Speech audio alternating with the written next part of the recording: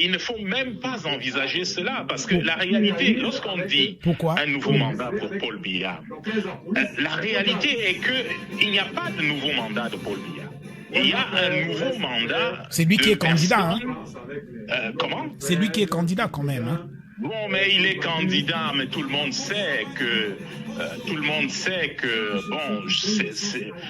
il y a des images que si on montrait, si on rendait ces images publiques, ce serait la catastrophe. Par respect pour l'homme Biya, j'ai milité, je continue de militer que ces images ne soient pas publiées.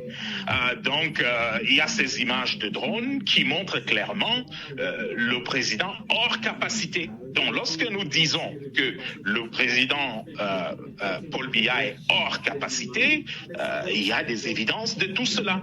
Alors, si Paul Biya... en gardant Paul Biya à la tête du ticket, ce qui est en train de se passer en réalité, et je le dis très simplement, c'est un coup d'État qui est en train d'être organisé par les collaborateurs du président Paul Biya qui veulent gouverner au nom de Paul Biya en utilisant le couvert de Paul Biya et continuer à diriger le Cameroun. Vous savez, lorsque c'est devenu clair pour moi que leur intention était de maintenir Paul Biya au pouvoir, moi j'ai pris sur moi d'écrire à au moins 3 des 4 ou 5 personnes qui ont accès direct au président. Et je leur ai dit, n'essayez pas cela, parce que si vous essayez cela, ça va mal finir pour vous. Et qu'est-ce que ces personnes vous ont répondu? Comment? Qu'est-ce que ces personnes vous ont répondu?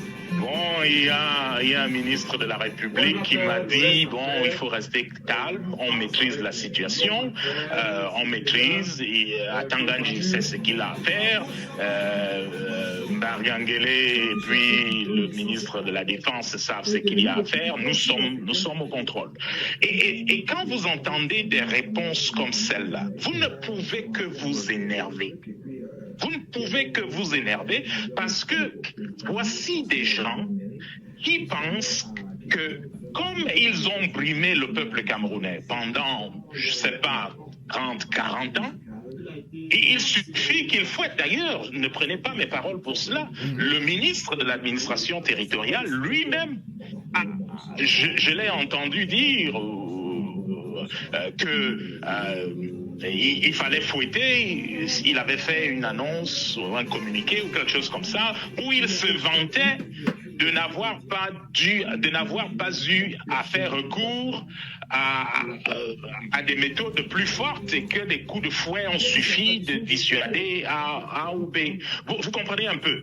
Donc c'est un groupe de personnes qui pensent que s'ils menacent le peuple, s'ils fouettent le peuple, s'il maltraite le peuple va rester tranquille. Et moi particulièrement, c'est ce qui me révolte dans la situation du Cameroun. Fait que voici des gens qui, pendant 43 ans, ont fonctionné d'une certaine manière. Ils savent qu'ils ont fait ce qui n'est pas bon contre le peuple. Ils savent que le peuple ne souhaite pas les avoir à la tête de l'État. Mais ils sont prêts et ils préparent la guerre. Ils sont prêts à maltraiter le peuple. Je dis, ça ne se passera pas. Ça ne se passera pas. Et ceux qui sont en train de préparer cela doivent bien le comprendre. Ils doivent le comprendre. Peut-être que ça s'est passé dans le passé. Cette fois, c'est une fois totalement différente. Il n'y aura pas de remake de ce qui s'est passé avant.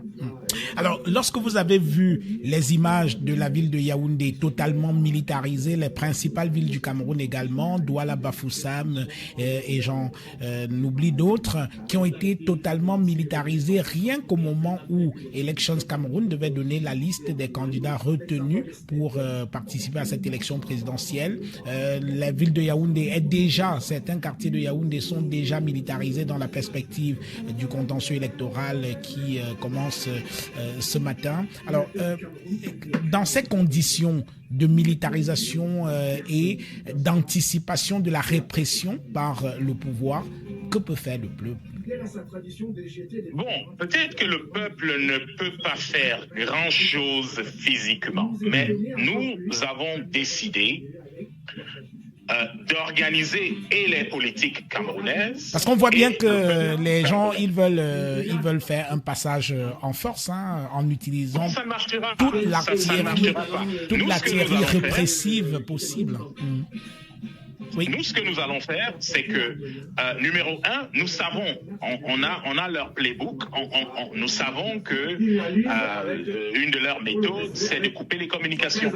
Alors, ce qui va se passer, c'est que nous allons nous rassurer que l'Internet est pour tout le monde et que pendant une période précise, que tout le monde ait accès à Internet sans passer par MTN ou passer par Orange.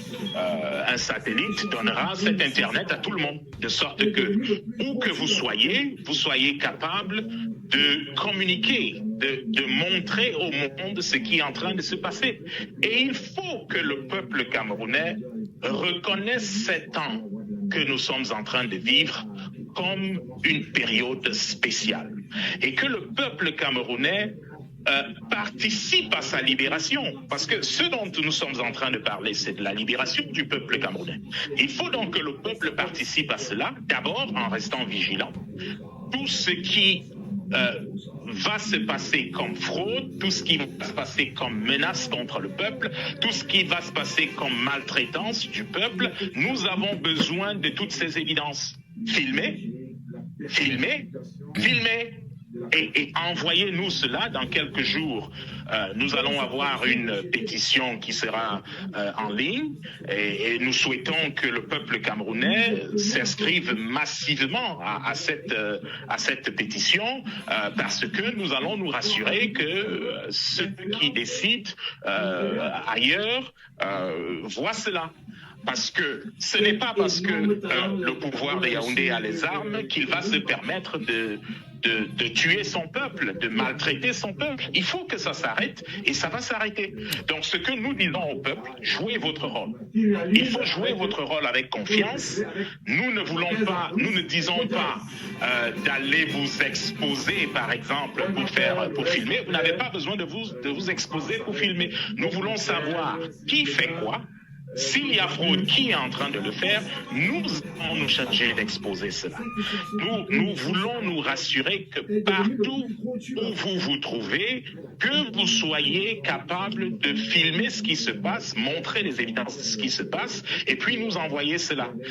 Aux politiques camerounaises, je voudrais également dire que, vous savez, ça fait longtemps qu'on entend et on parle des mêmes choses. L'opposition n'est pas organisée, l'opposition bagarre contre elle-même. Moi, je suis sidéré lorsque j'écoute ou je regarde des vidéos où je vois des gens de l'opposition se porter en faux d'autres personnes de l'opposition. On a l'impression qu'ils ne savent même pas contre qui ils sont en train de bagarrer.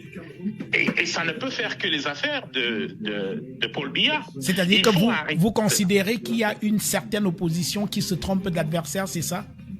Exactement. Il y a une certaine opposition qui se trompe d'adversaire. L'adversaire ici, c'est Paul Biya et son régime. C'est l'adversaire. Donc, qu'il y ait des gens qui passent le temps à critiquer Maurice Kamto, par exemple, pour dire, bon, voilà, j'ai entendu un dire il y a quelque temps, il mérite ce qui s'est passé, il mérite qu'on enlève. Comment il va mériter? Maurice Kamto est, disons les choses telles qu'elles sont, la meilleure chance de l'opposition pour battre Paul Biya. Maintenant, Paul Biya le comprend, le système Paul Biya le comprend, et font tout ce qu'ils doivent faire pour créer de la zizanie, parce que il y en a qui pensent que parce que Maurice Kamto ne fait pas partie des candidats, que bon voilà, il faut que cet état des choses reste, et il faut que le peuple comprenne, soit conscient de la situation, comprenne que la bataille la plus facile se lutterait avec Maurice Kamto à la tête du ticket de l'opposition. Ce serait une bataille facilement gagnée, ce serait quelque chose qui ne nous donnerait pas de maux de tête. Donc, c'est ma préférence. Malheureusement, on a quelqu'un en face qui comprend exactement ces mêmes choses. Donc, malgré cela, si le pouvoir de Yaoundé pense qu'en éliminant Maurice Kamto, ils ont eu la victoire, je leur dirais, pensez encore, parce que vous ne saurez pas ce qui vous frappera. Alors, nous allons bientôt sortir de cet entretien, Ben Modo. Alors, dites-moi, vous qui êtes basé aux États-Unis et qui êtes à la tête d'un think tank proche du parti républicain de Donald Trump, alors, est-ce que vous réussissez à faire connaître quand même la réalité de la situation politique camerounaise au niveau des États-Unis et auprès de l'administration Trump?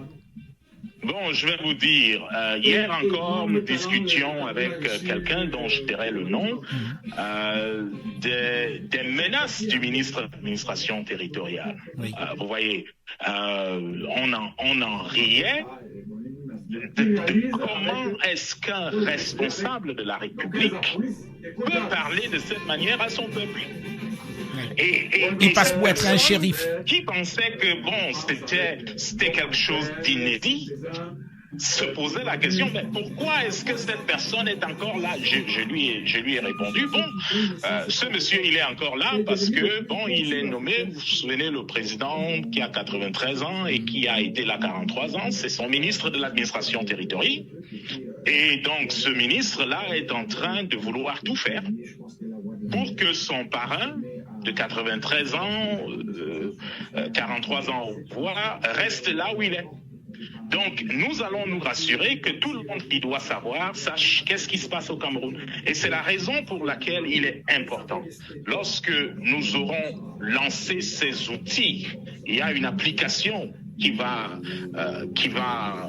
que les gens pourront bientôt télécharger dans leur téléphone pour envoyer tout ce qu'il y a à envoyer. Et il est important que cette application soit utilisée. Il y a fraude, que ce soit préélectorale ou électorale, nous avons besoin de connaître cette chose-là. Nous avons besoin de savoir qu'est-ce que ces gens sont en train de faire, qu'est-ce qu'ils sont en train de préparer, pour que le monde sache. Parce que plus le monde saura comment est-ce que le système d'IA traite le peuple à la veille de ces élections, mieux ce sera pour tout le monde. Donc, notre but est d'amener tout le monde à prendre position. Parce qu'il n'est pas possible qu'au sortir, ou alors en entrant dans ces élections, qu'on ait des personnes dans la communauté internationale qui pensent qu'ils ne sont pas concernés. Nous allons nous rassurer, Jean-Bruno, que tout le monde est concerné par ce qui se passe au Cameroun.